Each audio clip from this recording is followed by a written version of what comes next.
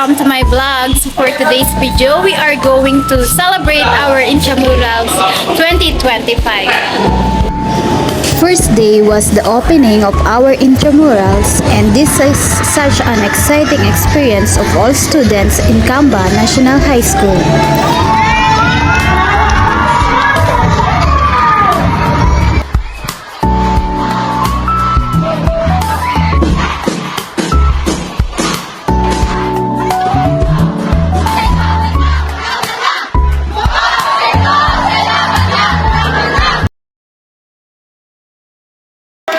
Second day came the games, table tennis, volleyball, and more. Everyone gave their best and the competition was intense but friendly.